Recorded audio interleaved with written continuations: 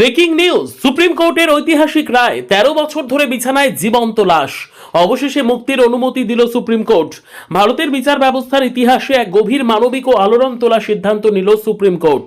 13 বছর ধরে কোমায় পড়ে থাকা এক যুবকের লাইফ সাপোর্ট তুলে নেওয়ার অনুমতি দিল দেশের সর্বোচ্চ আদালত। 32 বছরের হরিশ রানা একসময় স্বপ্নে ভরা এক তরুণ, কিন্তু ভাগ্যের নির্মম আঘাতে এক মুহূর্তেই বদলে যায় তার জীবন। পেইং গেস্টের চতুর্থ তলা থেকে পড়ে গুরুতর মস্তিষ্কে আঘাত পান তিনি। সেই দুর্ঘটনার পর থেকেই তিনি পড়ে আছেন পারসিস্টেন্ট ভেজিটেটিভ স্টেটে, যেখানে শরীর আছে কিন্তু জীবনের কোনো সাড়া নেই। দীর্ঘ 13 বছর ধরে বিছানায় শুয়ে থাকা সেই যুবক শুধুমাত্র পাইপের মাধ্যমে কৃত্রিম পুষ্টি দিয়ে বেঁচেছিলেন। চিকিৎসকদের স্পষ্ট রিপোর্ট, এই অবস্থার কোনো উন্নতি হয়নি, ভবিষ্যতেও সুস্থ হওয়ার সম্ভাবনা প্রায় শূন্য।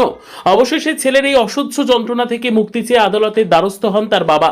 বিচারপতি জে.বি. পারদেওয়ালা ওকে ভি বিশ্বনাথনের বেঞ্চ জানিয়ে দিল, মানুষের শুধু বেঁচে থাকার অধিকার নয়, মর্যাদার সঙ্গে মৃত্যুর অধিকারও একটি মৌলিক অধিকার।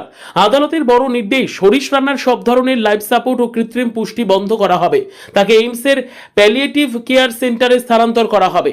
মর্যাদা বজায় রেখে মানবিকভাবে পুরো প্রক্রিয়া সম্পন্ন করতে হবে। এই রায়ে হরিশ রানার বাবা মায়ের অসীম ত্যাগ ও ভালোবাসার কথাও বিশেষভাবে উল্লেখ করেছে আদালত।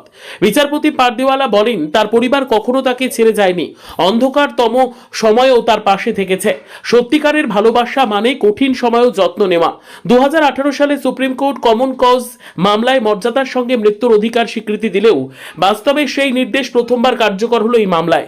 আজকের এই রায় শুধু একটি পরিবারের গল্প নয়, এটি মানবিকতা, যন্ত্রণা এবং জীবনের মর্যাদা নিয়ে গোটা দেশের সামনে এক গভীর প্রশ্ন তুলে দিল।